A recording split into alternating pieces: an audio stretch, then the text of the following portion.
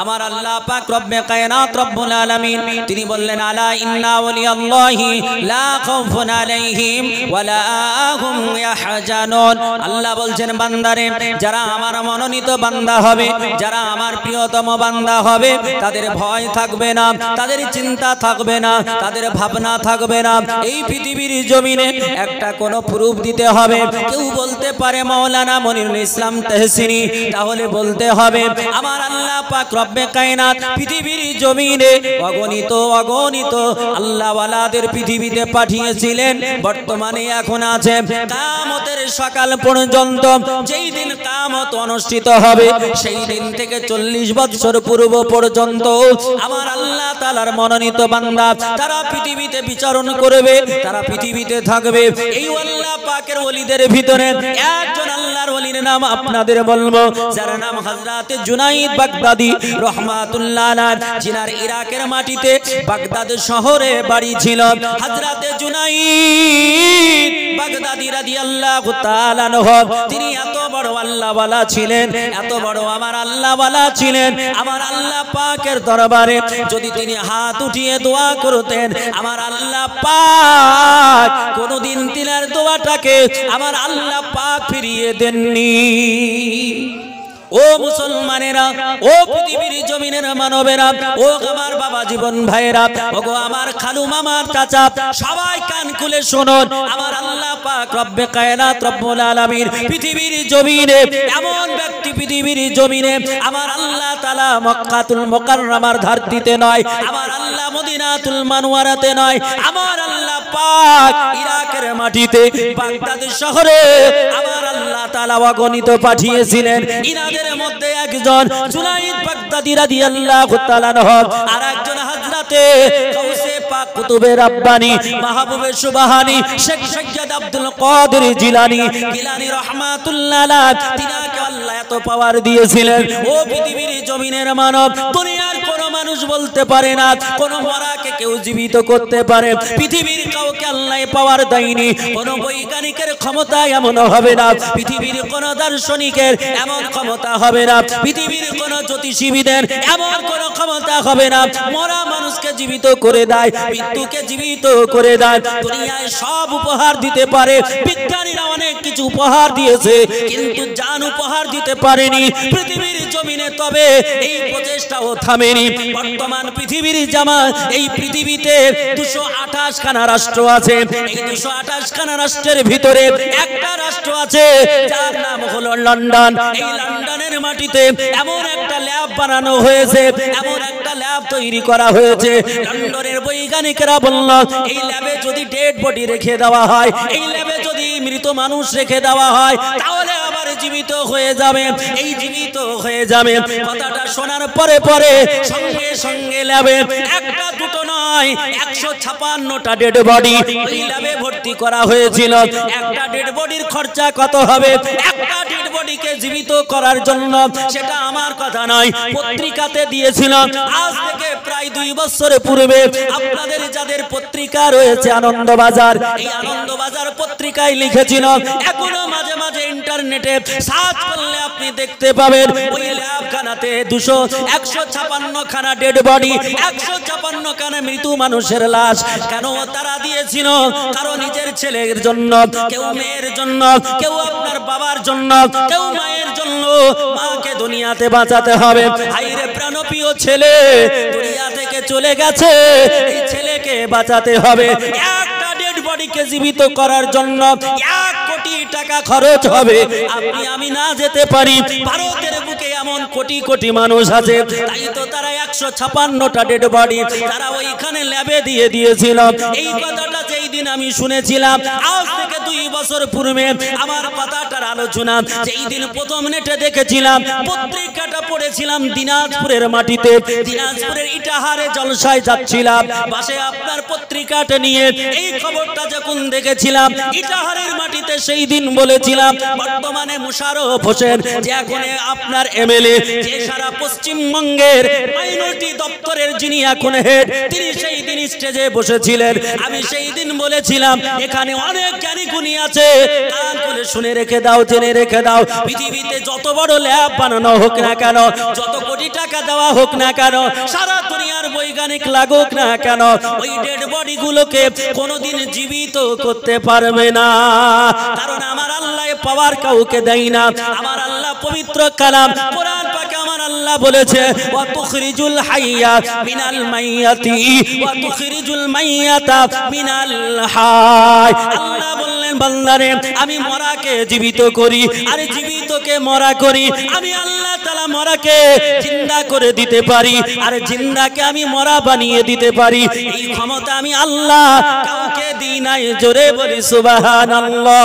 ও মুসলমানেরা, এটা দুনিয়ার কোন মানুষকে আমার আল্লাহ দেননি। তবে পৃথিবীর জমিনে এরও ব্যতিক্রম রয়েছে, এরও ব্যতিক্রম দেখা গেছে।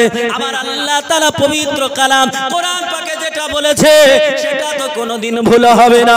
কারণ কোরআন যেটা বলে সেটা কোনোদিন মিস্টেক হয় না, মিথ্যা হয় না। সেটার কোনো আপনার কোন রকম রং থিওরি হয় না, সেটাতে কোনোদিন ভুল দেখাতে পারে না। আমার আল্লাহ কেন দুনিয়ার মানুষকে বলে দিয়েছে? আল্লাহ বলছেন, পৃথিবীর মানুষ শোনো, কোরআন কোন কিতাব তোমাদের কি জানা আছে? আল্লাহ বলছেন, জালিকাল কিতাব লা রাইবা ফি। আমার আল্লাহ বলছেন নো ডাউট। আল্লাহ তাআলা বলছেন নো ডাউট। তাহলে কোরআন শরীফ, এই কোরআন পাকের মধ্যে কোনো ভুল নেই, ভুলের অবকাশ পর্যন্ত করা যাবে না। আমার আল্লাহ তাআলা বলে, ও পৃথিবীর জমিনের মানব, তাহলে তোমরা বলবে আল্লাহ পাক ছাড়া কে করেছে? এটা তাহলে কোরআনের থিওরি ভুল হবে। বলে না না, আমার আল্লাহ কোরআন পাকে বলেছে, আমি যাদের মনোনীত বানিয়েছি আমি তাদের পছন্দনীয় করেছি। আমার আল্লাহ বলে, আমি আল্লাহ আমার যে হয়ে গেছে, আমি আল্লাহ তার হয়ে গেছি, আমি আল্লাহ তাআলা তার হয়ে গেছি। আমি আল্লাহ পাক যখন আমার ওই বান্দা হাত উঠায়, আমার আল্লাহ তাআলা বলে, ওই বান্দা যখন মুখে বলে আওয়াজটা শুধু তার থাকে, কিন্তু আসল কথাটা আমি আল্লাহ আমার থাকে। জোরে বলেন সুবহানাল্লাহ। আমার আল্লাহ বলছেন, আমার প্রিয়তম যারা বান্দা, তারা যখন কোনো কথা বলে আওয়াজটা থাকে তার, তারা যখন কোনো কাজ করে হাতটা থাকে তার, তারা যখন চলে তাদের চলাটা থাকে তার, কিন্তু কর্মক্রিয়াটা থাকে আমি আল্লাহর। বলি সুবহানাল্লাহ। এই আল্লাহওয়ালা যারা ছিলেন এদের মধ্যে একজন বলতে পারি, যার নাম হযরত আব্দুল কাদের জিলানী গিলানী রাহমাতুল্লাহ আলাইহি। বাগদাদের মাটিতে জেনার বাড়ি। হযরত আব্দুল কাদের জিলানী রাহমাতুল্লাহ আলাইহি তিনি আপনার বিশ্ববিখ্যাত ওলি। শৈশবকালে শিশুবেলায় শিশুদেরকে নিয়ে ময়দানে খেলাধুলা করতে যেতেন। দুনিয়ার প্রত্যেকটা শিশুরা তারা শিশুকালে তাদের আচরণ তারা করে থাকে, তারা তাদের মতন করে চলাফেরা করে, তাদের মতো করে খেলাধুলা করে। কিন্তু পৃথিবীর জমিনে কয়েকটা শিশু তারা পৃথিবীর মানুষের মতো চলেনি। পৃথিবীর শিশুদের মতো আখলাক তাদের ছিল না, পৃথিবীর শিশুদের মতো নেচার ছিল না, পৃথিবীর শিশুদের মতো তাদের চলন ফিরন ছিল না। যেমন করে দুনিয়ার বুকে আমার আল্লাহ 1 লক্ষ করে 2 লক্ষ 24,000 নবী যাদের পাঠিয়েছেন, আমার আল্লাহ যাদের ওলি করে পাঠিয়েছেন, আমার আল্লাহ যাদের মনোনীত বান্দা করে পাঠিয়েছেন, আমার আল্লাহ যাদের মনোনীতা বান্দি করে পাঠিয়েছেন, শুধু বান্দা নয় বান্দি তাদের মধ্যে আল্লাহ মনোনীত বানিয়েছে। যেমন করে একজনের উদাহরণ দেওয়া যেতে পারে, বিশ্ব জননী, বিশ্ব দোলারি মা ফাতিমাতুজ জাহরা রাদিয়াল্লাহু তাআলা আনহা জন্মের পর থেকে নিয়ে শিশু অবস্থা যখন পেরিয়ে গেল, শৈশব পেরিয়ে গেল, কৈশোর পেরিয়ে গেল, যৌবন পেরিয়ে গেল, এমন করে প্রত্যেকটা সময়কালে কোন টাইমে সাধারণ মানবের মতো, সাধারণ মহিলার মতো আখলাক করেননি। পৃথিবীর জমিনে হযরত রাবিয়া বাসরি রাহমাতুল্লাহ আলাইহা দুনিয়ার বুকের কোন মেয়েদের মতো আচরণ করেননি। এক এক করে অনেক বলা যেতে পারে। ও মুসলমান, বলতে চাই আমার আল্লাহ পাকের রব্বে কায়নাতের মনোনীত বান্দা আব্দুল কাদের জিলানী রাহমাতুল্লাহ আলাইহি ফাঁকা ময়দানে সাথীদের নিয়ে গেলেন, খেলাধুলার জন্য গিয়েছেন। তিনি তো খেলা করবেন না, তার ছেলেরা যখন ডিস্টার্ব দিতে লাগলো, কেউ চেঁচামেচি করে, কেউ ছোটাছুটি করে, কেউ আপনার গান বাজনা করে, আল্লাহর ওলি দেখে আমার ইবাদতে ডিস্টার্ব হবে, আমার ইবাদতে ডিস্টার্ব হয়ে যাবে, আল্লাহকে ডাকাতে বিঘ্নতা আসবে। এই জন্য আল্লাহ আল্লাহকে যদি ডাকতে হয় তাহলে পার্সোনালি ডাকাটা বেটার। আল্লাহকে ডাকলে পার্সোনালি ডাকতে হয়। পার্সোনালি একটা ডাকার সময় রাসূলুল্লাহ বলেছেন, সেটা হচ্ছে তাহাজ্জুদের নামাজ। যে সময় বিশ্ব জগতের মানুষ ঘুমিয়ে যাবে, সারা পৃথিবী শান্ত হয়ে যাবে, ওই টাইমে আল্লাহ বলছেন আমাকে সাজদা করো, আমাকে ডাকো, আমি আল্লাহ তোমার সঙ্গে কথোপকথন করব। জোরে বলি সুবহানাল্লাহ। আমার হযরত আব্দুল কাদের জিলানী রাহমাতুল্লাহ আলাইহি যখন দেখলেন তারা ডিস্টার্ব করে, আল্লাহ পাক রব্বে কায়নাতের দরবারে তিনি বালক অবস্থায় আল্লাহকে হাত উঠিয়ে বললেন, ও দুনিয়ার বুকের মানুষেরা, আল্লাহর দরবারে হাত উঠিয়ে বলেছিলেন, আল্লাহ এরা যারা আমার সাথী তাদের মৃত্যু দিয়ে দাও, আল্লাহ তাদের মরণ দিয়ে দাও। এ বালক তোরা মরে যা, যেমনই বলা মরে যা। আপনার তিনার সঙ্গে যতগুলো বাচ্চা ছিল সব বাচ্চাগুলো মরে গেল, সবাই জমিনে পড়ে গেল।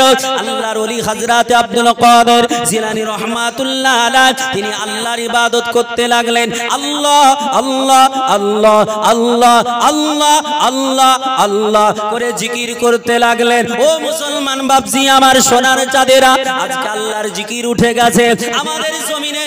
আমাদের এলাকার মানুষেরা ছোটবেলায় শিশুবেলায় দেখেছি আমাদের এলাকার মানুষেরা আল্লাহ ওয়ালাদের হাতে বায়াত গ্রহণ করত, পীরদের হাতে বায়াত গ্রহণ করত। তারা বলতো ওজিফা দিত, তারা জিকিরের কথা বলতো, এনারা জিকির করতেন। আর বর্তমান সময়কালে এমন ফাসাদ পেশে দুনিয়াতে ছড়িয়ে পড়েছে, এমন ভাইরাস ছড়িয়ে গেছে, বলে আল্লাহর ওলির হাতে বায়াত হওয়া যাবে না, পীর ধরা যাবে না। এই জন্য তো ঈমান আপনার দুর্বল হয়েছে, এই জন্য তো আপনাকে মার খেতে হচ্ছে। ভারতের মাটিতে আজ বর্তমান মুসলমান কত আছে? সরকার বলছে 30 কোটি, কিন্তু সাচার কমিটি বলছে প্রায় 45 কোটি মুসলমান ভারতবর্ষে। বলে সুবহানাল্লাহ।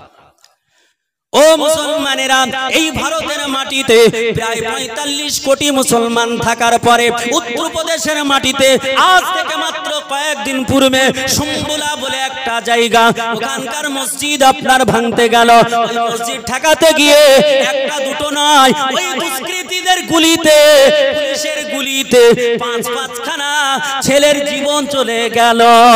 ও মুসলমানেরা, ইউপির বুকে প্রতিদিন অহরহ 2-4টা করে মুসলমান মেরে দেওয়া হয়। মনে করে তারা এদের কোনো দাম নাই, একটা শ্রীগাল যেমন গাড়ির চাকায় পড়ে গেলে আমরা কিছু মনে করি না, এইরকম করে ভারতের এক শ্রেণীর মানুষ তারা মুসলমানকে মেরে দেয়, কুকুর শ্রীগালের চাইতে বেশি দাম মনে করে না। ও মুসলমানেরা, আজ বর্তমান ভারতের মাটিতে 45 কোটি মুসলমান থাকার পরে তোমাকে কুকুর শ্রীগালের মতো মেরে দেয়, তুমি কিছু করতে পারো না, সত্যার হতে পারো না, তোমরা কিছুই বলতে পারো না। তোমাদের ইতিহাস জানা লাগবে, ইতিহাস পড়া লাগবে। এই ভারতের মাটিতে এক সময় একটা রাজা ছিল, যার নাম হলো পৃথ্বীরাজ চৌহান, যিনি ভারতবর্ষের রাজা ছিলেন। শুধু ভারত এতটা তখন ছিল না, এখন তো ভারত ছোট হয়ে গেছে।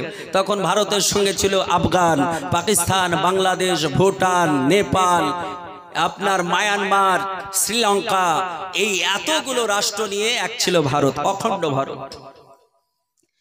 এত বড় ভারতের রাজা পৃথ্বীরাজ চৌহান, সারা ভারতবর্ষে হিন্দু, সারা ভারতবর্ষের রাজা হলো পৃথ্বীরাজ চৌহান, যার বাড়ি হলো রাজস্থান। এই রাজস্থান আপনার নামটা এসেছে রাজা থেকে, মানে বেশির অংশ রাজার জন্ম হয়েছে রাজস্থানে, সেই সূত্রে নাম দেওয়া হয়েছে রাজস্থান, মানে রাজাদের স্থান। আল্লাহ পাক রব্বে কায়নাত রব্বুল আলামিন তিনার বান্দা সেই সময় হযরত খাজা গরিবে নওয়াজ, হযরত খাজা মাইনুদ্দিন চিশতি আজমিরি সঞ্জারি রাহমাতুল্লাহ আলাইহি, যিনি আল্লাহ পাকের মনোনীত বান্দা। আমার নবীজির বলার কারণে আমার নবী স্বপ্নে বললেন, মাইনুদ্দিন আর তোমায় বাগদাদে থাকা লাগবে না, মাইনুদ্দিন আর ইরাকে থাকা লাগবে না, তোমায় ভারতে যেতে হবে। ও মুসলমানেরা, আমার নবী তো তখন দুনিয়ায় ছিলেন না, তাহলে নবী বললেন কি করে? আমার মাইনুদ্দিন চিশতি আজমিরি সঞ্জারি রাহমাতুল্লাহ আলাইহি তিনি ঘুমিয়ে আছেন, আমার নবী স্বপ্নে দাঁড়িয়ে গেলেন। আমার নবী ডাক দিয়ে বলে, খাজা ও মাইনুদ্দিন আর তোমায় এখানে থাকা লাগবে না, হিন্দুস্তানে যেতে হবে। বললেন, হুজুর গো, আমি হিন্দুস্তান তো চিনি না, আমি ভারত ইন্ডিয়া চিনি না। আল্লাহর নবী ঘুমের ঘরে স্বপ্নে আপনার ম্যাপ করে দিলেন, এমন করে ম্যাপ করে দিলেন, সারা আপনার ভারতের ম্যাপটা দিয়ে দিলেন। আল্লাহর নবী বলে, খা ও মঈনুদ্দিন, ও কামার আশিক, দেখো এই যে ম্যাপ, এই ম্যাপ দেখে দেখে চলো। প্রথম তুমি যেখান দিয়ে ঢুকবে, প্রবেশ করবে, ওটা পাঞ্জাব রাজ্য হবে। পাঞ্জাব রাজ্যের বর্ডার দিয়ে ভারতে ঢুকবে। আল্লাহর নবী বললেন, ও মুসলমানেরা, আমার নবী স্বপ্নে দেখা দিলেন। নবী স্বপ্নে দেখা যদি কাউকে দেয়, পৃথিবীর কোন মানুষ নবীকে স্বপ্নে যদি দেখে, জীবনে জীবিত অবস্থায়, আল্লাহর নবী হায়াতে দুনিয়ায় যখন ছিলেন, সেই টাইমে সাহাবীরা নবীকে যেমন দেখেছে, অমনি দেখা এখনো হবে।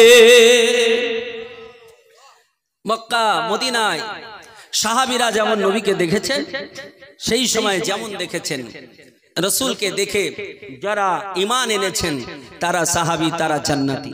এখনো কোনো মুসলমান যদি রসুল্লাহকে স্বপ্নে দেখে, ওই বাস্তবে আবু বকর সিদ্দিক যেমন দেখেছিলেন, ওমরে ফারুক আজম যেমন দেখেছিলেন, অনুরূপ আপনারও দেখা হবে, আপনারও দেখা হবে। একটু বলা যাবে সুবহানাল্লাহ?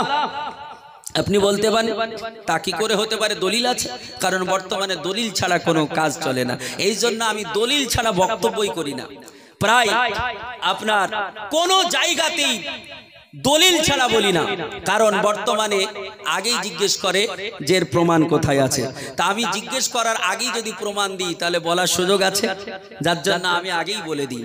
মুআজ্জাজ মুহতারাম, বুখারী শরীফ প্রথম খণ্ড, আল্লাহর নবী সাল্লাল্লাহু আলাইহি সাল্লাম বলছেন, মান রাআ ফিল মানামি, আল্লাহর নবী বললেন দুনিয়ার মুসলমান, মান রাআ ফিল মানামি, যদি কেউ স্বপ্নে আমায় দেখে নাই, ফাকাদ রাআনি, আল্লাহর নবী বললেন সেই ব্যক্তিটা প্রকৃত পক্ষে আমি নবী আমাকে দর্শন করলো। আল্লাহর নবী বলছেন, ফাইন্না শায়াতানা লা ইয়াতামাসসালু ফি সুরাতি, আল্লাহর নবী বললেন এই জন্য যে পৃথিবীর জমিনে মানবের শত্রু যার নাম হলো শয়তান, এই ইবলিস শয়তান আমার রূপ ধারণ করতে পারে না, আমার রূপ নিতে পারে না। বাবার রূপ ধারণ করতে পারে, মায়ের রূপ ধারণ করতে পারে, দাদুর রূপ ধারণ করতে পারে, আপনার নানার রূপ ধারণ করতে পারে, পীরের রূপ ধারণ করতে পারে, দুনিয়ার সবার রূপ ধারণ করতে পারে, কিন্তু আমার নবীর রূপ ইবলিস শয়তান কোনোদিন ধারণ করতে পারে না। আল্লাহর নবী বললেন, তাই কাউকে স্বপ্নে আমি দেখা দিলে জেনে রাখবে প্রকৃত পক্ষে আমি নবী আমাকে দেখে নিলে। ও মুসলমানেরা, আমার নবী বললেন, ও মাইনুদ্দিন চিশতি, যাও তোমায় পাঞ্জাবের বর্ডার দিয়ে তোমায় চলে যেতে হবে। আল্লাহর নবী বিশ্ব নবীর কথা শুনে হযরতে মাইনুদ্দিনের ঘুম ভেঙে গেল, নবীর জন্য ঘুম ভেঙে গেল।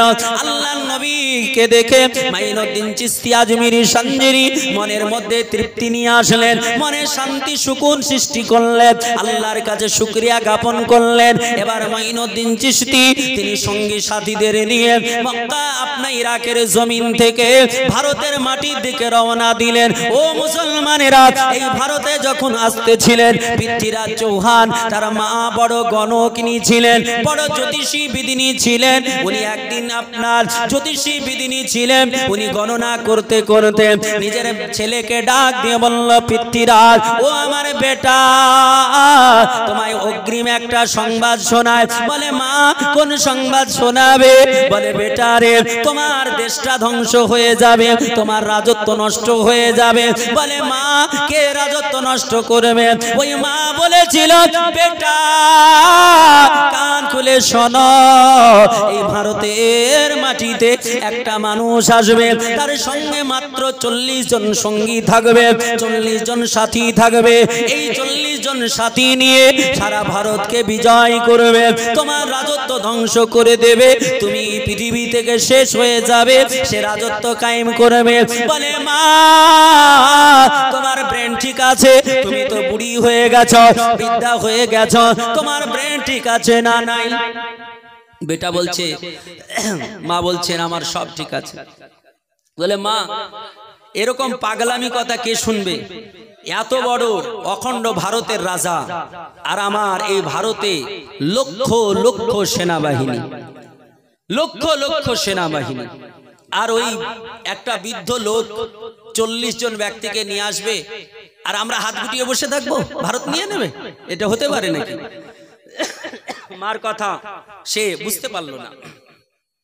মা বলল, বেটা অহমিকা করো না, তোমার রাজ্য ধ্বংস হয়ে যাবে, সাবধান হও।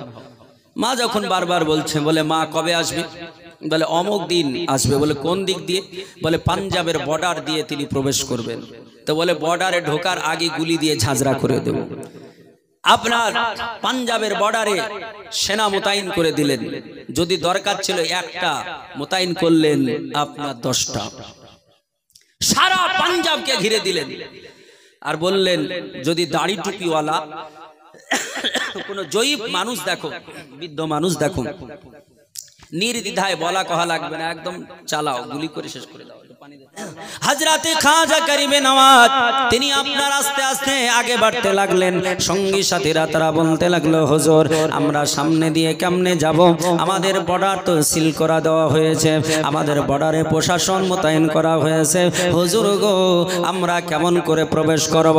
তিনি বললেন, ওগো আমার সাথীরা চিন্তা করো না, চিন্তা করো না, আমার আল্লাহ পাক রব্বে কায়নাত রব্বুল আলামিন ইন্নাল্লাহা মানা, নিশ্চয় আমার আল্লাহ আমার সঙ্গে আছে, টেনশন করো না। আল্লাহ পাক রব্বে কায়নাতের মনোনীত বান্দা হযরত খাজা গরিবে নওয়াজ তিনি সঙ্গী সাথীদেরকে নিয়ে চলে আসতে লাগলেন। এখন তসবিহ জপতে জপতে ঢুকে গেলেন। এতগুলো পুলিশ প্রশাসন তারা আপনার বন্দুকটা উঁচু করে দাঁড়িয়ে থাকলো। খাজা গরিবে নওয়াজ তাদের ভিতর দিয়ে ঢুকে গেল। তারা কোন রকম বুঝতেও পারলো না, জানতেও পারলো না যে খাজা ভারতে চলে এসেছে। আমার আল্লাহ পাক বলে, ও পৃথিবীর জমিনের মানব, আমার নবীকে 622 খ্রিস্টাব্দে নবী যখন আপনার মক্কা থেকে মদিনায় আসতেছিলেন, আল্লাহর নবী হযরতে রাসূলুল্লাহ নিজের ঘরে ছিলেন। আবু জেহেল, উতবা, শাইবা, তারা ওয়ালিদ বিন মুগিরা, আবু সুফিয়ানেরা তারা চতুর্দিকে ঘেরাও করেছিল। তারা বলল, নবীকে সকাল হবে, আমরা সকলে কেটে কেটে কুচি কুচি করে দেব, আমরা টুকরা টুকরা করে জমিনে ছড়িয়ে দেব। নবীকে পাহারা দাও সারা রাত্রি, যদি কোন রকমে পালিয়ে না যায়, কোন রকমে বেরিয়ে না যায়। এই জন্য আবু জেহেল, উতবা, শাইবা আপনার চতুর্দিকে ঘেরাও করেছিল। আমার আল্লাহ পাক রব্বে কায়নাতের নবী হযরতে আলী মুর্তজা মুশকিলে কোষাকে ডাক দিয়ে বললেন, আলী গো আমার বিছানায় তুমি শুয়ে যাও, আমার চাদরটা মুড়ি দিয়ে শুয়ে যাও। আমি এখন আমার ঘর থেকে বেরিয়ে মক্কা থেকে সুদূর মদিনা 420 কিলোমিটার রাস্তা আমি অতিক্রম করতে চলেছি। আল্লাহর নবীকে বললেন, আলী হুজুর গো চতুর্দিকে বেঈমানরা তারা ঘেরাও করেছে, আমার জীবন আপনাকে মনে করে সকাল বেলায় আপনাকে মনে করে আমায় টুকরা টুকরা করে দেব, আমি আপনার বিছানায় শুব না। এ কথাটা তিনি বলেন না, আলীকে আল্লাহর নবী বলেছেন, আর কোনো কথা নয়। তিনি রাসূলুল্লাহর বিছানায় শুয়ে গেলেন। নবী বললেন, সকাল বেলায় উঠবে, যে যা পাবে তাকে সেগুলো পরিশোধ করবে, করার পরে তুমি মক্কা থেকে মদিনায় চলে আসবে। আলী রাদিয়াল্লাহু তাআলা আনহুকে জিজ্ঞেস করা হয়েছিল, আলীকে বলা হলো, সাহাবীরা জিজ্ঞেস করলেন পরে, আলী গো ওই দিন নবীজির বিছানায় শুয়েছিলেন, তোমার কতটা ভয় লেগেছিল একটু বলো? কারণ কাফের বেঈমানরা চতুর্দিকে ঘেরাও করেছিল, সকালে হলেই নবীকে তারা মেরে দেবে। আর নবীর বিছানায় চাদর মুড়ি দিয়ে শুয়েছিলে, মুখটা ঢেকেছিলে, তোমাকে নবী মনে করে কেটে দিতে পারত। তোমার মনে কি একটু ভয় হয়নি? মনে কি চিন্তা ভাবনা তোমার হয়নি? আলী বলেছিলেন, আল্লাহি আল্লাহর কসম করে বলতেছি, জীবনে কোনোদিন অত আরাম করে ঘুমাইনি যেই দিন নবী পাকের বিছানায় ঘুমিয়েছিলাম। জোরে বলো। আলী বলে, জীবনের সবচাইতে আরামদায়ক ঘুম সেই দিন হয়েছে। বলে, আলী এতগুলো বেঈমানের পাহারা থাকার পরে তোমার ঘুমটা কি করে হলো? আলী বললে, হুজুর গো ওগো দুনিয়ার বুকের মানুষ তোমরা শোনো, আমার নবী বলেছিলেন, আলী আমার বিছানায় ঘুমিয়ে যাও, সকাল বেলায় উঠে যে যা পাবে তাদের দিয়ে মদিনায় চলে আসবে। তখনই আমার বিশ্বাস হয়ে গিয়েছিল, সারা দুনিয়ার মানুষ যদি একদিকে হয়ে যায়, আমি আলী আমাকে মারা তো দূরে থাক, আমার উপরে একটা আঁচড়ও দিতে পারবে না। বলে সুবহানাল্লাহ। আমার নবী সেই দিন বেঈমানরা ঘেরাও করেছিল। আল্লাহর নবী শাহাতিল উজুব পড়ে দম করে কাকর বালিতে ফুঁক মেরে ছড়িয়ে দিলেন। আমার আল্লাহ পাক রব্বে কায়নাত রব্বুল আলামিন বলছেন, নবী গো আপনি শুধুমাত্র ছড়ালেন, আমি আল্লাহ তাদের চোখে চোখে পৌঁছে দিলাম। সারা বেঈমান কাফেররা দাঁড়িয়ে ছিল, আমার নবী বেরিয়ে গেলেন, তারা টের পেল না। অনুরূপ ভাবে আমার নবীজির উম্মত হযরতে খাজা গরিবে নওয়াজ তিনি বলেন, সবাই দাঁড়িয়ে ছিল, আর আমি তাদের ভিতর দিয়ে চলে আসলাম, কেউ কোনো রকমের টের পেল না। ও মুসলমানেরা, ওই খাজা গরিবে নওয়াজের জীবনী আমি বলবো না, শুধু উদাহরণের জন্য একটু বললাম। হযরতে খাজা গরিবে নওয়াজ একাই মাত্র 40 জন সাথী নিয়ে এসে ভারতের মাটিতে ইসলামের পতাকা উত্তোলন করেছিলেন, ভারতের মাটিতে ইসলাম প্রচার করেছিলেন, ভারতের মাটিতে ইসলাম প্রচার প্রসার ঘটিয়েছিলেন। সেই সময় যেই দিন হযরতে খাজা গরিবে নওয়াজের দিকে যে চোখ তুলে তাকিয়েছিল, একটু কড়া নজর দিয়েছিল, তার চোখটা ওইভাবে দাঁড়িয়ে গিয়েছিল যে আপনার মারার জন্য ঢেল ছুঁড়েছিল, তার ঢেলটা সহ ওখানে দাঁড়িয়ে গিয়েছিল। এমনকি পৃথ্বীরাজ যোগী জয়পাল যোগীকে, এত বিশ্ববিখ্যাত পৃথিবী বিখ্যাত জাদুকর জয়পাল যোগীকে বলল, জয়পাল যোগী রে, এমন করে পুরো পাহাড়টা উঠিয়ে দে। খাজা গরিবে নওয়াজ এমন করে ইবাদত করে আল্লাহর, তার খোদার ইবাদত করে, পুরো পাহাড়টা উঠিয়ে তার গায়ে চাপিয়ে দে, যেন গুঁড়ো গুঁড়ো হয়ে যায়, টুকরা টুকরা হয়ে যায়, শেষ হয়ে যায়। আল্লাহর বান্দা তিনি আল্লাহ পাকের ইবাদত করেন। যোগী জয়পাল বিশাল বড় একটা পাথরের টুকরা, যেটা আমরা যদি 10,000 মানুষ একসঙ্গে ধরি তবে নড়াতে পারবো কিনা জানি না। এত বড় টুকরা যদি আপনি রাজস্থানে যান আর আপনি তারাগড় পাহাড়ে উঠেন, এখনো দেখবেন এত বড় পাথরটা ঝুলতেছে। আল্লাহর ওলি খাজা গরিবে নওয়াজ তিনি ইবাদত করতে করতে আকাশের দিকে তাকিয়ে দেখলেন পাথরটা যেন উপর থেকে গড়তে গড়তে আসতেছে। আল্লাহ পাক রব্বে কায়নাতের ওলি খাজা গরিবে নওয়াজ আঙুলটা উঠালেন, উঠিয়ে বললেন, পাথর রে, যদি আল্লাহর হুকুমে আসিস তো আয়, আমার কোনো ভাবনা চিন্তা নাই, আর যদি আল্লাহর হুকুমে না আসিস তাহলে ওখানেই দাঁড়িয়ে যা, আল্লাহর হুকুমে যদি না আসিস ওখানে থেমে যা। যেমনই আঙুলটা উঠিয়ে বলেছিলেন, সঙ্গে সঙ্গে পাথরের গায়ে ওই পাথরটা লেগে গিয়েছিল। এখন পর্যন্ত রাজস্থানে ঘুরতে গেলে এখনো আপনি যদি ওই তারাগড় পাহাড়ে উঠেন দেখতে পাবেন। ও মুসলমানেরা, আমার আল্লাহ পাক রব্বে কায়নাতের যারা হয়ে যায়, আল্লাহ বলে আমি তার হয়ে যায়, তার শুধু পতাকা না আওয়াজ খানা তার থাকে, কিন্তু তার কর্মক্রিয়া বলাটা আমি আল্লাহ আমার থাকে, চিন্তা করো না। আমার খাজা গরিবে নওয়াজ আমার আল্লাহ পাক রব্বে কায়নাত কত পাওয়ার দিয়েছিলেন। এমন করে গাউসে পাক কুতুবে রব্বানি মাহবুবে সুবহানি বললেন, তোরা মরে যা। সকলে ছেলেরা মরে গেল, মনে আছে তো? সব ছেলে মরে গেল।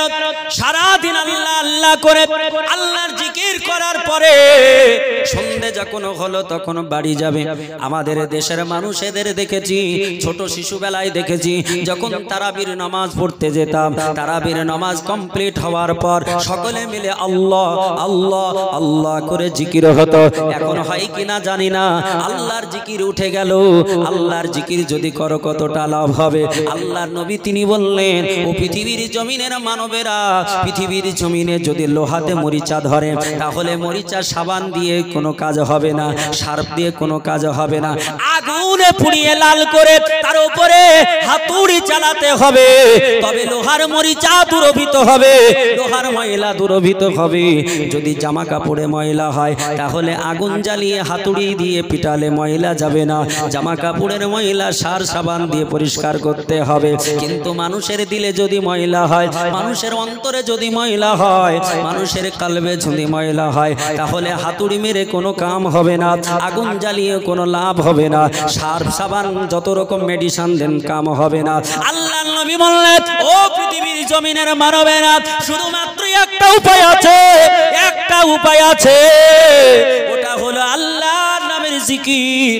আমার আল্লাহ কোরআন পাকে বললেন, ও দুনিয়ার বুকের মানুষ শোনো, আল্লাহ পাক রব্বে কায়নাত রব্বুল আলামিন বলছেন, ও দুনিয়ার বুকের মানুষ, তোমরা সকাল সন্ধ্যা আমি আল্লাহ আমার নামের জিকির করো।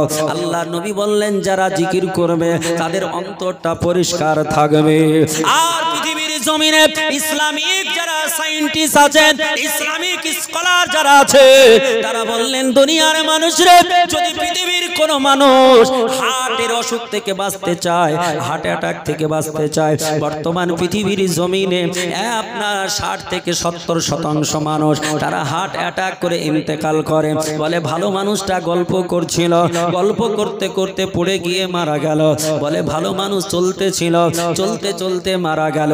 এপিজে আব্দুল কালাম বক্তব্য দিতেছিলেন, বক্তব্য দিতে দিতে আমাদের ভারতের missile man APJ Abdul Kalam, যার বাড়ি তামিলনাড়ু রাজ্যে মহীশূরের মাটিতে, যেই দিন তিনি মারা গিয়েছিলেন আপনার 2015 সাল, আপনার সেই দিন 2015 সাল ছিল, তারিখটা ঠিক আপনার মনে নেই। ওই তারিখে আমি মহীশূরের মাটিতেই ছিলাম। এ মুসলমানেরা, মহীশূরের মাটিতে তিনি বক্তৃতা দিতে দিতে আপনার হার্ট অ্যাটাক করে মরে গেল। দুনিয়ার বুকের মানুষ যদি এপিজে আব্দুল কালাম জানতো দুনিয়াতে এমন মেডিসিন আছে যে মেডিসিন খেলে আমার হার্ট অ্যাটাক হবে না।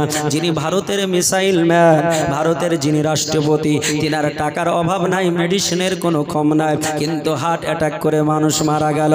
পৃথিবীর বুকে ইসলামিক স্কলার তারা বললাম যদি আল্লাহর জিকির সকাল ও সন্ধ্যা কেউ করে, আল্লাহর কোন মনোনীত বান্দা সকাল ও সন্ধ্যা যদি আল্লাহর জিকির আল্লাহ আল্লাহ আল্লাহ আল্লাহ এমন করে জিকির করে, তাহলে ওই লোকটা অন্য অসুখে মারা যেতে পারে, কিন্তু কোনোদিন হার্ট অ্যাটাক করে মরবে না।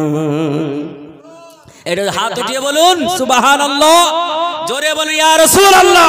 আজ মুহতারাম, আমার আল্লাহ পাক রব্বে কায়নাত রব্বুল আলামিন তিনার বান্দা ইসলামিক স্কলার যারা, তিনারা বললেন সকাল সন্ধ্যা যদি আল্লাহর জিকির করা হয়, সকাল সন্ধ্যা যদি আল্লাহর নামের জিকির করা হয়, তাহলে তারা হার্ট অ্যাটাক হবে না। ও মুসলমানেরা, আল্লাহর বন্ধু হযরত আব্দুল কাদের জিলানী তিনি আপনার আল্লাহর জিকির করে করে সকাল থেকে যখন সন্ধ্যা হতে চলল, ওয়াকাবাবাতি শামসুল মাগরিব, পশ্চিম আকাশে সূর্য যখন অস্ত গেল, তিনি বাড়ি যাবেন। সব ছেলেদেরকে বললেন কুম বিজনিল্লাহ, আল্লাহর হুকুমে জীবিত হয়ে যা। সবাই জীবিত হয়ে তেনার সঙ্গে যেতে লাগলেন। দৈনন্দিন এটা তিনার কর্মক্রিয়া ছিল, এটা তার কাজ ছিল। এমন ভাবে এমন দিন কেটে যায়, সময় কেটে যায়। ওই জামানায় ওই এলাকায় একটা মহিলার একটাই সন্তান ছিল, একটা পুত্র সন্তান ছিল, অতি আদরের সন্তান। এই সন্তানটা মারা গেল। আল্লাহ পাক রব্বে কায়নাতের বান্দি তিনি বসে বসে সন্তানকে নিয়ে কান্না করে। হঠাৎ করে মনে পড়ে গেল আব্দুল কাদের জিলানী তিনি প্রতিদিন সকাল বেলায় আসেন, শত শত ছেলে তারা আসে, সবাই জমিনে পড়ে মরে যায়, আর যখন সকাল সন্ধ্যা হয় তখন জীবিত হয়ে বাড়ি চলে যায়। আমার ছেলেটা মরে গেছে, আমার ছেলেটাকে একটু নিয়ে যায়। তেনার সন্তানটা নিয়ে গেলেন। মা চুপি চুপি গিয়ে ওই যে ছেলেগুলো মরে গিয়েছিল তাদের ভিতরে নিজের সন্তানটাকে শুইয়ে রেখে আসলেন। আমার আল্লাহ পাক রব্বে কায়নাতের ওলি হযরতে বড় পীর আব্দুল কাদের জিলানী রাহমাতুল্লাহ আলাইহি আবার সন্ধ্যা যখন হলো, বাড়ি যখন যাবে, ওই টাইমে আবার বললেন কুম বিজনিল্লাহ, আল্লাহর হুকুমে জীবিত হয়ে যা। সবাই সঙ্গে সঙ্গে জীবিত হয়ে গেল, কিন্তু একটা লাশ আপনার লাশই থেকে গেল। সবাই উঠে যায়, একটা বাচ্চা উঠে না। হযরত আব্দুল কাদের জিলানী রাহমাতুল্লাহ আলাইহি তিনি চিন্তা করতে লাগলেন, আল্লাহ সবাই উঠে গেল কিন্তু ছেলেটা কেন উঠলো না? আমার আল্লাহর বান্দা তিনি আপনার ছেলেটার কাছে গেলেন। যাওয়ার পরে বলছেন, আল্লাহ এই বাচ্চা কেন জীবিত হয় না, এই বাচ্চা কেন ওঠে না? এর আপনার জবাব দেবে কে, এর সুরাহা দেবে কে? আল্লাহর ওলি গাউসে পাক তিনি মুরাকাবায় বসে গেলেন। মুরাকাবা মুসাহিদার মধ্যে দিয়ে আমার আল্লাহর সঙ্গে কথা বলা যায়। বড় পীর মুরাকাবায় বসে গিয়ে আমার আল্লাহ পাককে জিজ্ঞেস করলেন, আল্লাহ গো, ওগো আমার পারওয়ারদিগারে আলাম, সব ছেলে জীবিত হলো কিন্তু এই বাচ্চা কেন জীবিত হলো না? আমার আল্লাহ ডাক দিয়ে বলে, ও আমার প্রিয়তম বান্দা শোনো, ওগো আমার বন্ধু আব্দুল কাদের শোনো, ওই বাচ্চাটা তোমার হুকুমে মারা যায় নাই, তোমার বলাতে মারা যায় নাই। আমি আল্লাহ ইসরাইলের মাধ্যম দিয়ে, মালাকুল মাউতের মাধ্যম দিয়ে মৃত্যু দিয়েছি, তার সময় হয়ে গিয়েছে, তাই আমি আল্লাহ তাকে উঠিয়ে নিয়েছি।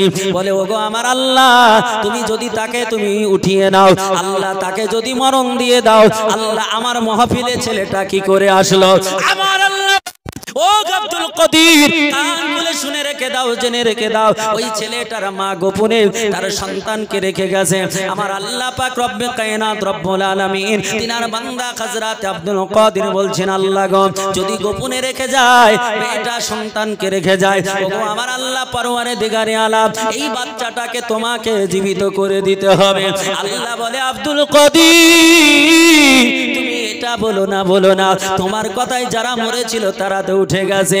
সাজদায় পড়ে পড়ি আব্দুল কাদির কাঁদে, বলে আল্লাহ মাথা উঠাবো না, সাজদা উঠাবো না, তুমি যদি বাচ্চাকে না উঠিয়ে দাও।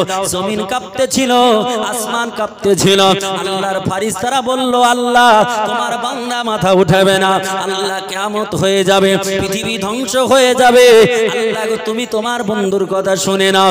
আমার আল্লাহ বলে, আব্দুল কাদির মাথা ওঠাও, মাথা ওঠাও, আমি আল্লাহ তোমার ডাক শুনে নিয়েছি, আমি আল্লাহ তোমার ফরিয়াদ শুনিয়ে নিয়েছি, তুমি ডাকো তাকে বিজনিল্লাহ বলো, আমি আল্লাহ তাকে জীবিত করে দিলাম। জোরে বলি ও মুসলমানেরা, এটা হচ্ছে আল্লাহ ওয়ালাদের পাওয়ার, এটা হচ্ছে ওলিদের পাওয়ার, এটা হচ্ছে পীরে কামিলের পাওয়ার। বর্তমানে পীর মানা যাবে না, অনেকে মানুষ বলে পীর ধরা যাবে না। ও মুসলমানেরা, আল্লাহ ওয়ালা যারা হবে, প্রকৃত পীর যারা হবে, তাদের হাতে বায়াত গ্রহণ করলে হাজারো মুসিবত থেকে আল্লাহ বাঁচিয়ে দেবে।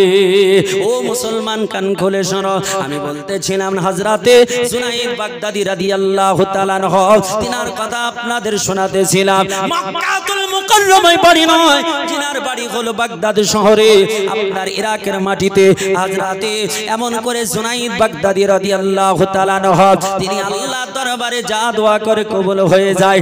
একদিন হযরতে হযরতে জুনাইদ বাগদাদি রাদিয়াল্লাহু তাআলা আনহু এই রকম করে ভাষণ দিতেছিলেন, আলোচনা করতেছিলেন। হাজার হাজার মানুষেরা, তারা আপনার শ্রোতারা, তারা ঘন্টার ঘন্টা ধরে তারা শ্রবণ করে, কিন্তু আল্লাহর ওলি বেশিক্ষণ বলতেন না, মাত্র 2টা ঘন্টা আলোচনা করতেন। প্রতিদিন আপনার 2 ঘন্টা করে আলোচনা করতেন। শত শত হাজার হাজার মানুষেরা তারা ভিড় জমিয়ে দিত। ওখানে শুধু মুসলমান নয়, ওখানে অমুসলমানও আসতো। একটা খ্রিস্টানের বাচ্চা, একটা খ্রিস্টানের সন্তান, যার বয়স হলো 18, এই 18 বছরের যুবক তিনি আল্লাহর ওলির দরবারে যেতেন। প্রতিদিনের নাই সেই দিনও গিয়েছে। আল্লাহর ওলি যখন বক্তব্য দিতেছেন, মাত্র 1টা ঘন্টা যখন বক্তব্য হয়েছে, মাত্র 1টা ঘন্টা যখন আলোচনা হয়েছে, ওই খ্রিস্টান সন্তানটা উঠে গিয়েছে। আল্লাহর ওলি জুনাইদের চোখ পড়ে গেল। জুনাইদ রাদিয়াল্লাহু তাআলা আনহু তিনি বললেন, ওগো আল্লাহর বান্দা, ইয়া আবদাল্লাহ, ওগো আল্লাহর বান্দা, কি ব্যাপার তুমি কেন উঠে গেলে, কি ব্যাপার তুমি কেন উঠে গিয়ে চলে যাচ্ছ? ওই ছেলেটা বলল, হুজুর গো আমি মুসলমান নয়, আমি হলাম খ্রিস্টান। বলে, তুমি মুসলমান নও, খ্রিস্টান, তাহলে আমাদের মাহফিলে কেন? বলে, হুজুর আপনার আওয়াজটা ভালো লাগে, আপনার বলাটা ভালো লাগে, আপনার আলোচনা শুনতে ভালো লাগে, এই জন্য মুসলমান না হয়েও আপনার আলোচনাতে আসি। আল্লাহর ওলি বললে, ও খ্রিস্টান সন্তান, তাহলে আজকে তুমি কেন উঠে যাচ্ছ? আমার তো 1 ঘন্টা বলা হয়েছে, এখনো 2 ঘন্টা কমপ্লিট হয় না। ওই ছেলেটা বলল, হুজুর আপনি তো প্রায় প্রতিদিন আলোচনা করেন, কিন্তু আমাদের আলোচনা প্রতিদিন হয় না। আজকে আমাদের দেশে একই তারিখে একই ডেটে আমাদের খ্রিস্টানদের বড় সভা হয়েছে, ওখানে 1টা 2টো নয়, আপনার এখানে তো কয়েকশো মানুষ, কিন্তু আমাদের মাহফিলে 1টা 2টো নয়, 20,000 আসন পাতা আছে, 20,000 চেয়ার আছে, 20,000 চেয়ার ফুলফিল আছে, 20,000 জনতা তারা চাতক পাখির ন্যায় তাকিয়ে আছে। আর আমাদের ধর্মগুরু, আমাদের ফাদার তিনি বক্তব্য করতেছেন। আল্লাহর ওলি হযরতে জুনাইদ বলতেছেন, ও বেটা শোনো, তোমাদের ওই ফাদার যেখানে বক্তৃতা করে ওখানে আমাকে কি নিয়ে যাবে নাকি? বলে, হুজুর গো আপনার ওখানে যাওয়া যাবে না, কারণ আমাদের মাহফিলটা খোলামেলা নয়, আমাদের মাহফিলটা পুরো ঢাকা, চতুর্দিকে ঘেরা, একটাই গেট আছে, মেইন গেটে এমন করে লেখা আছে, নো পারমিশন ফর মুসলিম, মুসলিমের প্রবেশ অধিকার নেই, মুসলমান ঢুকতে পারবে না। আর আপনি তো সাধারণ মুসলমান নন, আপনি মুসলমানদের নেতা, এই জন্য আপনাকে তো নিয়ে যাওয়া যাবে না। আল্লাহর ওলি হযরতে জুনাইদ বাগদাদি রাহমাতুল্লাহ আলাইহি তিনি একটা ঘন্টা আলোচনা করে শেষ করে দিলেন। শ্রোতাবিন্দুরা বললেন, হুজুর এত তাড়াতাড়ি শেষ করলেন কেন? আল্লাহর ওলি বললেন, ওগো আমার প্রিয়তম বন্ধুরা, ওগো আমার প্রিয়তম সাথীরা, আজকে আমি এই ছেলেটার ভালোবাসায় বক্তব্য শেষ করে দিলাম। মুসলমান জনতা বলো, হুজুর সে তো একটা খ্রিস্টান সন্তান। বলে, হ্যাঁ ও খ্রিস্টান সন্তানের ভালোবাসায় আমি আলোচনা শেষ করে দিলাম। মানুষেরা দিক বিদিক চলে গেল, আপন আপন ঘর তারা চলে গেল। এখন ছেলেটা খ্রিস্টান সন্তান, সেও নিজের আপনার প্রোগ্রামের দিকে, আলোচনার দিকে চলে যাচ্ছে। আল্লাহর ওলি হযরত জুনাইদ তিনি ডাক দিয়ে বললেন, ইয়া আব্দুল লাতিফ, ওগো আল্লাহর বান্দা দাঁড়িয়ে যাও, ওগো আল্লাহর বান্দা দাঁড়িয়ে যাও। আল্লাহর বান্দা খ্রিস্টান সন্তান দাঁড়িয়ে গেল। হযরত জুনাইদ বাগদাদি বলতেছেন, ওগো বাবু আমাকে তোমার মাহফিলে নিয়ে চলো। বলে, হুজুর আপনাকে জীবনের চাইতে বেশি ভালোবাসি, মুসলমান না হলে কি হবে, আপনাকে বড় মহব্বত করি, আপনাকে ওই মাহফিলে নিয়ে যাব না। আপনাকে নিয়ে গেলে তারা আপনাকে মেরে দেবে, আবার চোখের সম্মুখে আপনাকে হত্যা করে দেবে। হুজুর গো, আপনাকে মারলে আমি সহ্য করতে পারবো না, আমার বড় ব্যথা লাগবে, আমার বড় কষ্ট লাগবে, এই জন্য আপনাকে নিয়ে যাব না। আল্লাহ বলেছে, ও দুনিয়ার বুকের মানুষ শোনো, ইন্নাল্লাহ লা খাউফুন, নিশ্চয় আল্লাহর যারা বান্দা হয় তাদের কোনো ভয় থাকে না।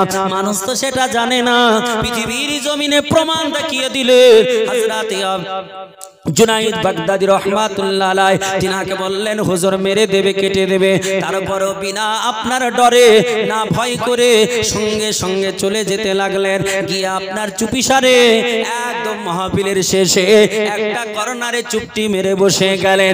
এদিকে ফাতার বক্তৃতা করে, তার ভাষা তার আলোচনা করে, এমন করে বাইবেলের আলোচনা করে, এমন করে আপনার বেদের আলোচনা করে, এমন করে আপনার ত্রিপিটকের আলোচনা করে, এমন করে জান্দাবাস্তার আলোচনা করে, এমন করে কলকি পুরাণের আলোচনা করে। কলকি পুরাণের আলোচনা তিনিও করতেছিলেন। মুসলমান এমন করে বলতেছিলেন, অং নমস্তে নমানামে সম্বলে বিষ্ণু যশাসে গৃহপাদ্রা ভাবামহম সমতং বিষ্ণু যশা গর্ভমাধাবশ্যমা। এইভাবে আলোচনা করছেন। হিন্দু ভাইদের ধর্মগ্রন্থে এগুলো আছে না? আমি ইনশাল্লাহ সংস্কৃত ভাষা যেগুলো পড়ছি প্রত্যেকটা শ্লোকের মানে ইনশাল্লাহ বলে দেবো আপনাদের, তখন শুনে বলবেন যে সুবহানাল্লাহ, হিন্দুদের ধর্মগ্রন্থে কথা আছে। বলে হ্যাঁ। আর এগুলো আমি শোনা কথা বলছি না, আমার বাড়িতে বেদ আছে, বুঝছেন কিনা, বেদ কিনেছি।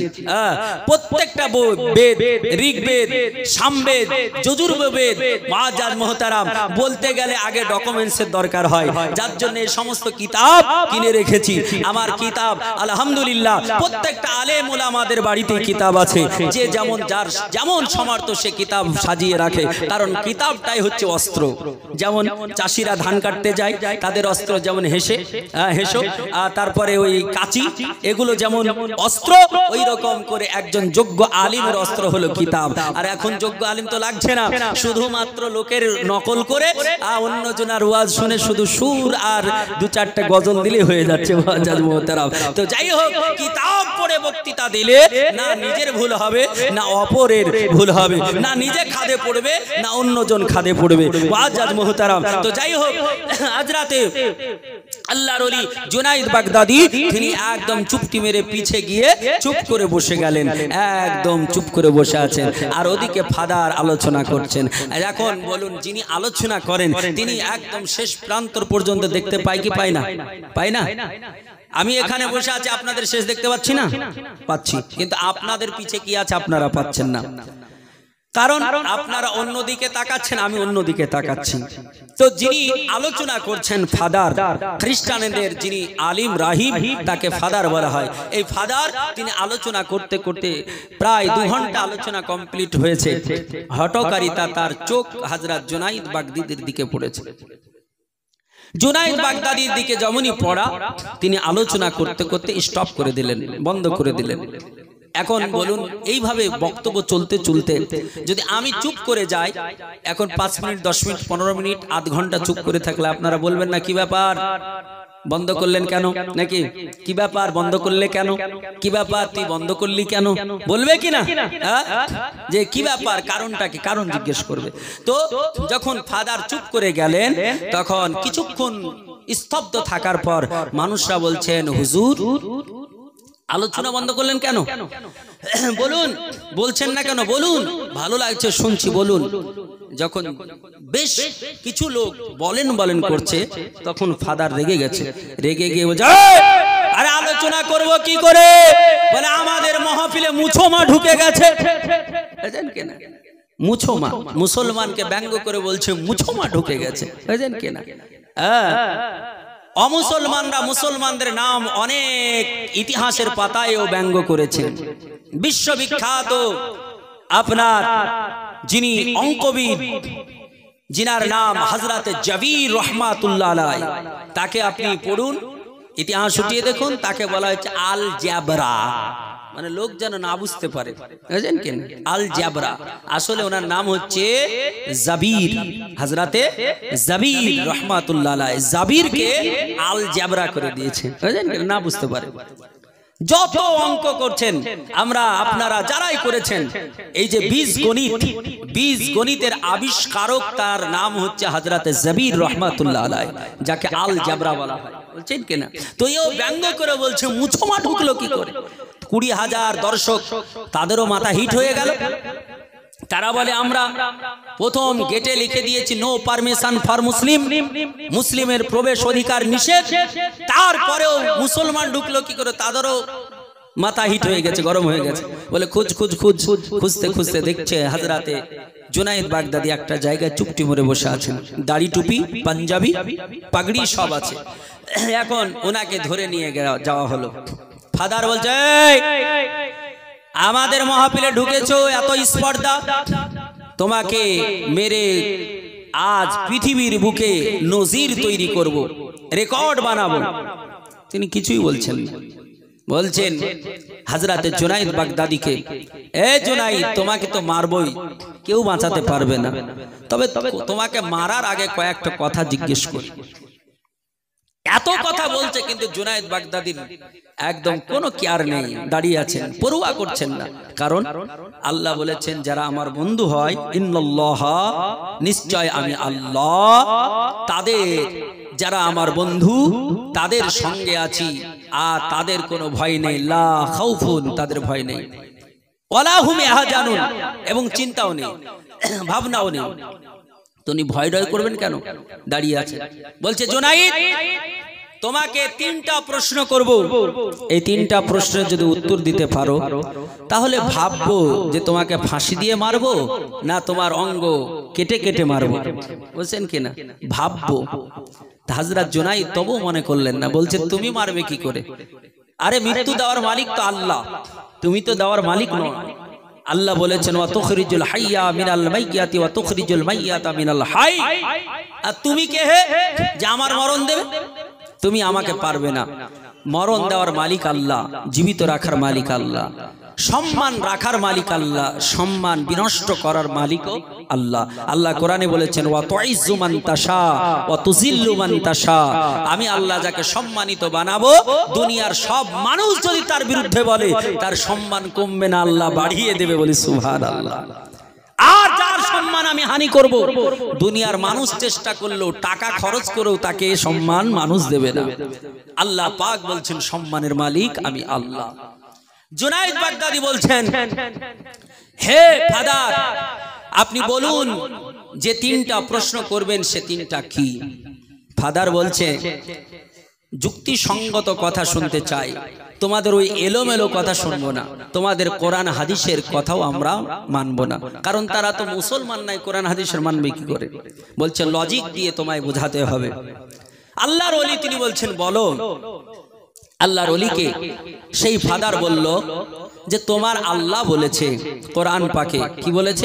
সূরা ইখলাসে 30 পারায় আল্লাহ বলেছেন,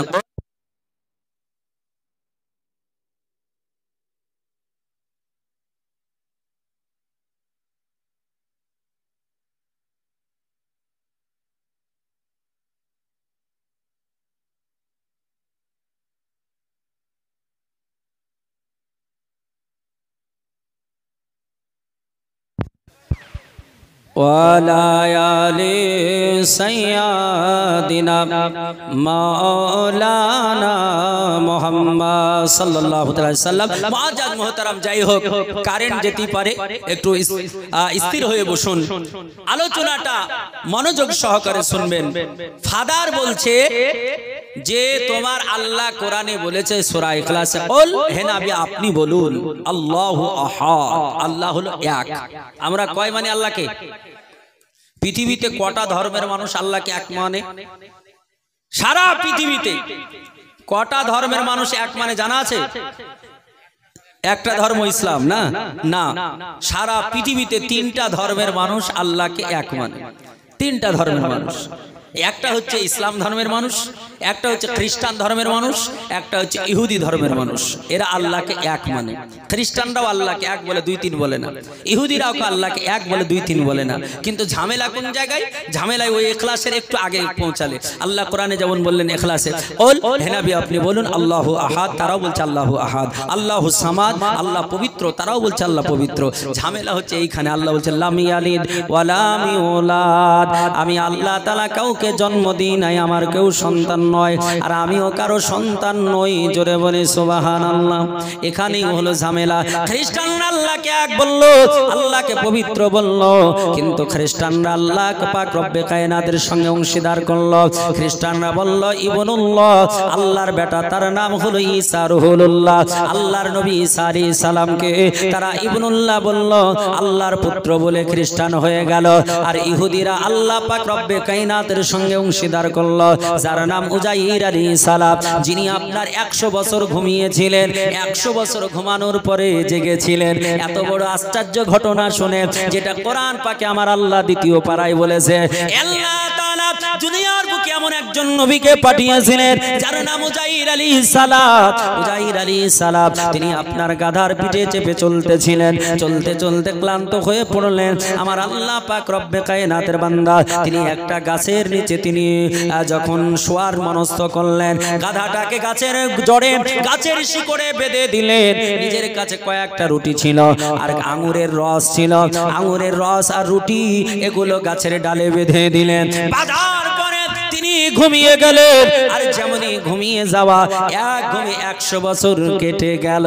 100 বছর পর আমার আল্লাহ তাআলা আবার যখন উঠালেন, তিনি দেখলেন 100 বছর পর তার গাধা নাই, গাধাকে খুঁজে পাওয়া যায় না।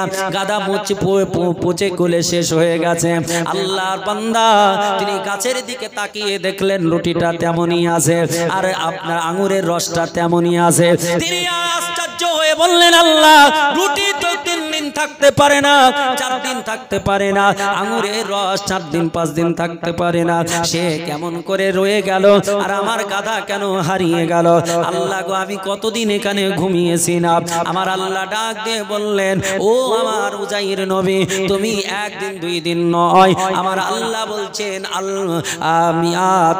তুমি 100 বছর ধরে এখানে ঘুমাচ্ছ। আমার আল্লাহকে বললেন, আল্লাহ গো, 100 বছর ধরে ঘুমাই, এটা কেমন করে হতে পারি? আমার আল্লাহ পাক বলছেন, বান্দা, আমি আল্লাহ তাআলা ইন্নাল্লাহা আলা কুল্লি শাইইন কাদির, আমি আল্লাহ তাআলা সর্ব জায়গায় ক্ষমতা রাখতে পারি। আমি আল্লাহ, আমার ক্ষমতার কোনো শেষ নেই। আমার আল্লাহকে বললেন, আল্লাহ গো, তাহলে আমার গাধা কোথায় গেল? আল্লাহ বললে, মরে পচে গেছে। বলে, আল্লাহ, জীবিত কেমন করে হবে? আমি কেমন করে যাব? আল্লাহ বললেন, ও আমার নবী, তুমি আঙ্গুলের ইশারা করে বলো কুম বিইজনিল্লাহ। তিনি বলেছিলেন কুম বিইজনিল্লাহ, সঙ্গে সঙ্গে জীবিত হয়ে গিয়েছিল। ওই গাধায় চেপে যখন বাড়িতে গেলে, আল্লাহর নবী উজাইর 40 বছর বয়সে তিনার ঘটনাটা ঘটেছিল। চুলগুলো কালো ছিল, দাড়িগুলো কালো ছিল, শরীরটা স্ট্রং ছিল।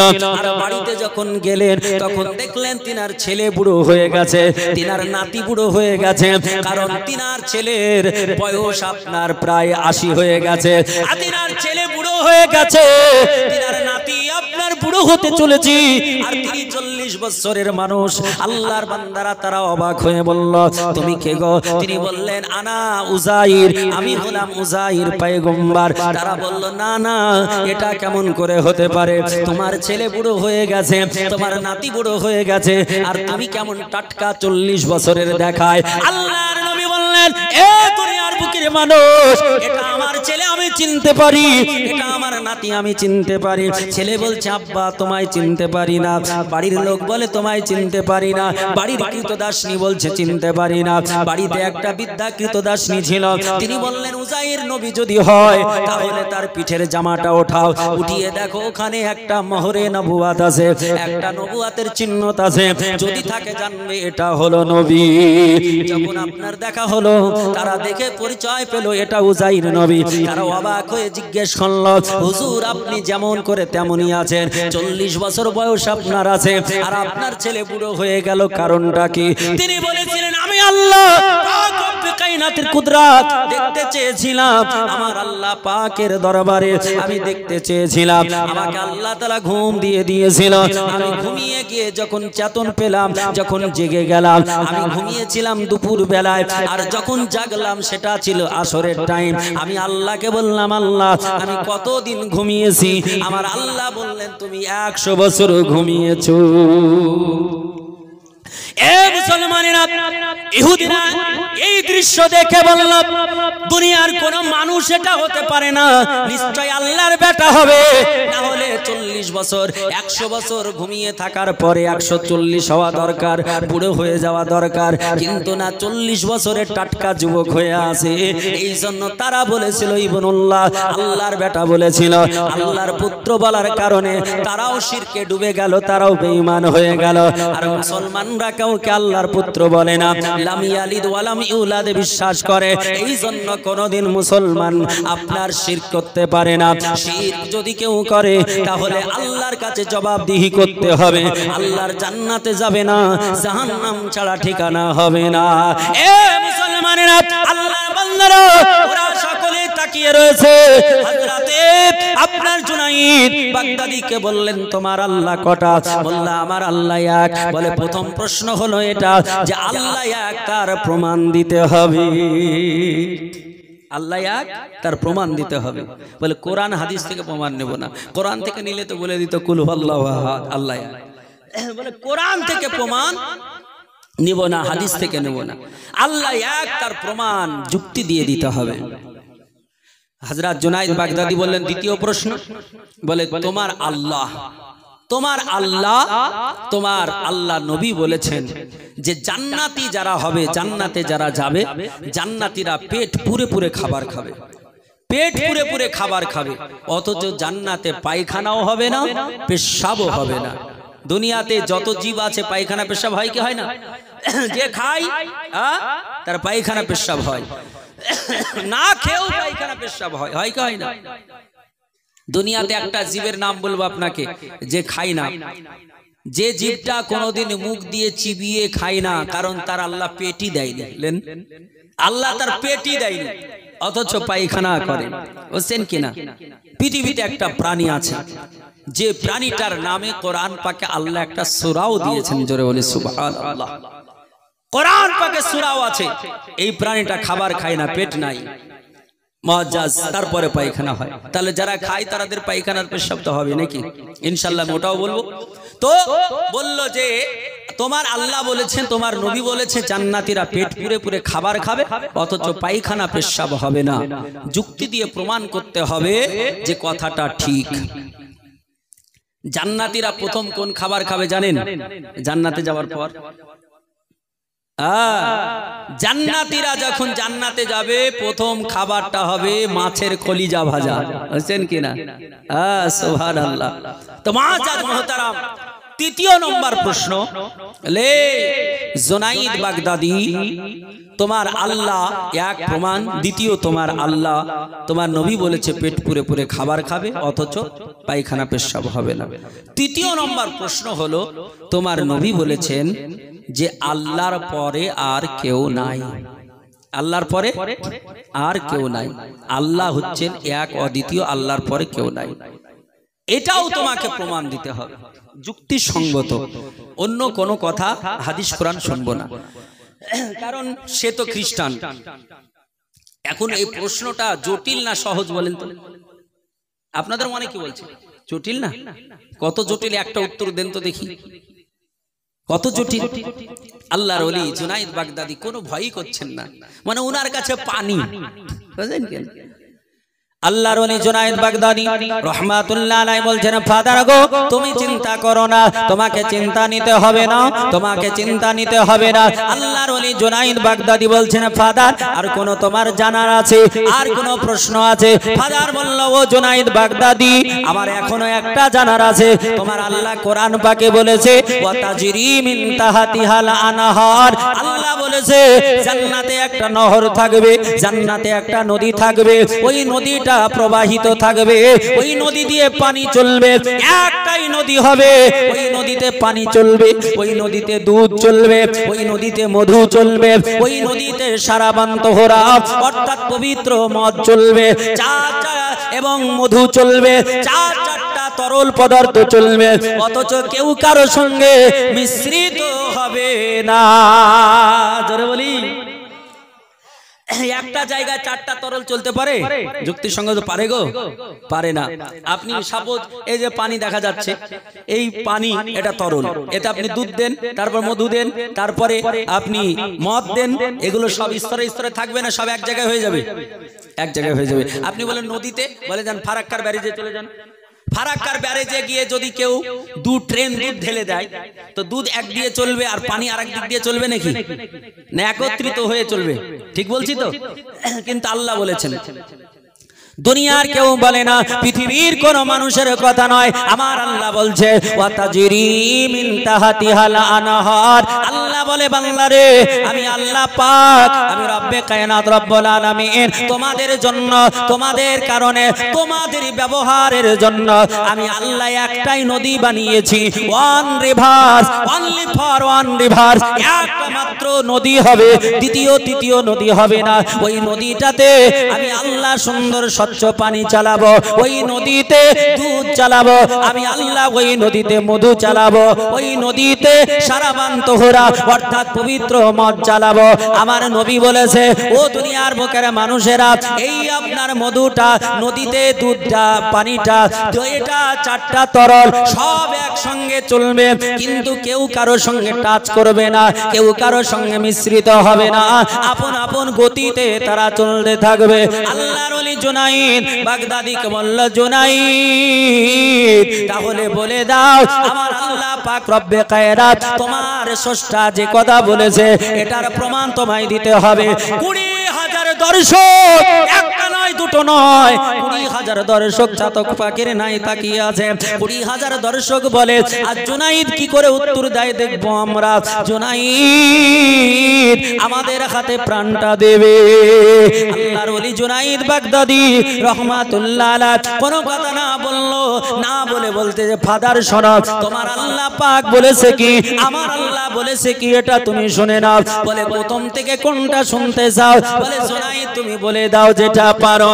আমার জুনাইদ বাগদাদি রহমাতুল্লাহ আলাইহি বললেন, ও ফাদার কান খুলে শুনে রেখে দাও, জেনে রেখে দাও, আমার আল্লাহ বলেছে, আমার নবী বলেছে, জান্নাতে পেট পুরে পুরে খাবার খাবে, অথচ পায়খানা হবে না, পেশাব হবে না। আমার আল্লাহ পাক রব্বে কায়নাত পৃথিবীর জমিনে তার প্রমাণ রেখেছে। একটু জোরে বলে সুবহানাল্লাহ।